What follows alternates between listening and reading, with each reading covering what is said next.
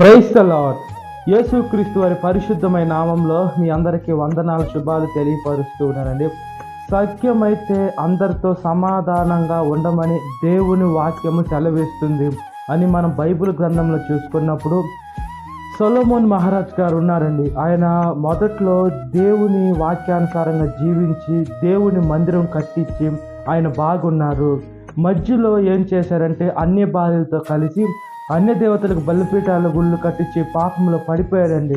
మధ్య వయసులో తర్వాత చివరి దినాల్లో మారి యేసుక్రీస్తు అనే క్షమాపణ అడిగి కొన్ని కీర్తనలు, కొన్ని సామెతలు, ప్రసంగి, పరం గీతములు ఇవన్నీ రాసి ఆయన అన్న మాట, ఈ లోకంలో సమస్తము వ్యర్థము అని దేవుని వాక్యం సెలవిస్తుంది. అంటే దేవుడు ఆ అన్యమైన పూజలు చేసే వారిని క్షమిస్తున్నారు.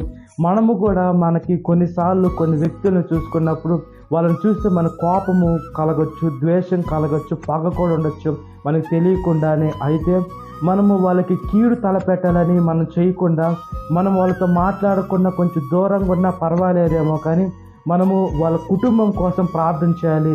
అయ్యా, ఆ కుటుంబాన్ని రక్షించండి, ఆ కుటుంబం నరకంలోకి వెళ్ళకూడదయ్యా, ఆ కుటుంబాన్ని మీ పాదాల ముందుకు తీసుకొని వస్తున్నామయ్యా, ప్రతి ఒకరు కూడా నరకంలోకి వెళ్ళకుండా ఆత్మ పరలోకానికి రావాలయ్యా, వాళ్ళకి తెలియక చేస్తున్నారు, వాళ్ళలో ఉండేటువంటి దురాత్మలు వాళ్ళని అలా చేపిస్తున్నాయని మనము దేవుని బిడ్డలైన మనము ప్రార్థన చేస్తే దేవుడు ఖచ్చితంగా ఆలకిస్తాడు. మన ప్రార్థనని తగిన సమయంలో ఆత్మల నరకానికి వెళ్లకుండా వాళ్ళని మార్పులో తీసుకొని వచ్చి అప్పుడు దేవుడు వాళ్ళ సర్వసత్యంలోకి నడిపిస్తాడు. కాబట్టి మనం అందరితో సమాధానం కూడినట్లుగా ప్రార్థన. మహాపరిశుద్ధాత్మదేవ, మా ప్రియ పరలోక తండ్రి, ఈ లోకంలో శ్రమలు, బాధలు, కష్టాలు, ఇబ్బందులు కలిగినా కూడా, మనుషులు మమ్మల్ని ఇబ్బంది పెట్టినా కూడా వేసి వాళ్ళ గురించి ప్రార్థన చేసి వేసి ప్రేమ కలిగినటువంటి మనసును దయచేయమని అడుగుచున్నాం. ఈ లోకంలోనయ్యా ఒకరికి తెలియకుండా ఒకరు పగ పెంచుకుంటూ ఉన్నారయ్యా. వేసి పైకి బాగానే ఉన్నా కూడా వేసి కడుపులో ద్వేషము, అతను ఎదుగుతున్నా, అతను బాగున్నా కూడా మనుషులు ఎందుకో ద్వేషంగా ఉన్నారయ్యా.